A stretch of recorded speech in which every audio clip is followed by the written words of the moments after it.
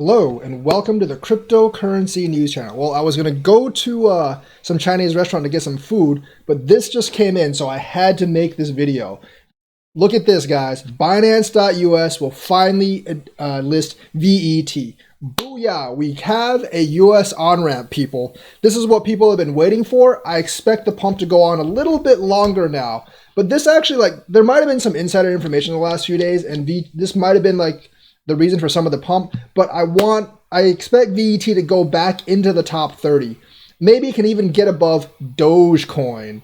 But yeah, we actually have a US on-ramp now. We have a USD ramp, and people in the US no longer have to depend on going to Binance.com illegally or trading via BitTrue in the legal gray area. Finally, it is here.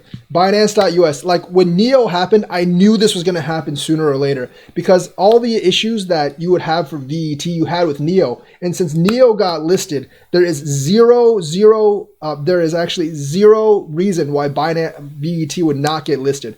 I think this is not only good because of the Binance listing. Obviously, it gives a fiat on ramp. Binance.us actually doesn't have enough volume to really pump a coin hugely right now, but this is super good because it could actually, I think it will actually I think it will actually force Coinbase to actually list some of these Chinese coins, because really the competition between Coinbase and Binance,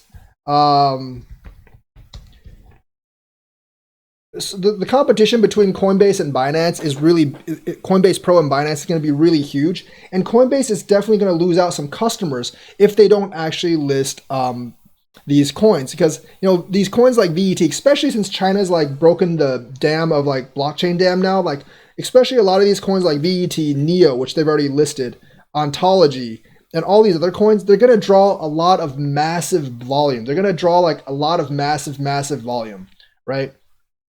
And because of that, because they're going to draw massive volume, that's a lot of trading fees. That's going to be a lot of trading fees that you can actually get. And Binance's fees are already cheaper than Coinbase's. So if you actually don't have these cryptos that people actually want, you're going to lose market share. So I think for these Chinese coins, Binance.us is the beginning, and then Coinbase will eventually list them in the future. And Coinbase has more volume right now. Although Binance.us volume is slowly catching up, it's going to take a couple of months at least to actually challenge Coinbase volume. But Coinbase has to be feeling the heat now that Binance.us is actually listing all these coins. But finally, we have a US on-ramp. I think we'll have more than one. I think these Chinese companies are going to be seen as more and more legit, especially if they make partnerships in Europe, in Asia, in Southeast Asia. And I don't think Coinbase can actually ignore Binance.us's listing of both Neo and Vechain, because I think Vechain especially is going to play a large part in the logistics industry.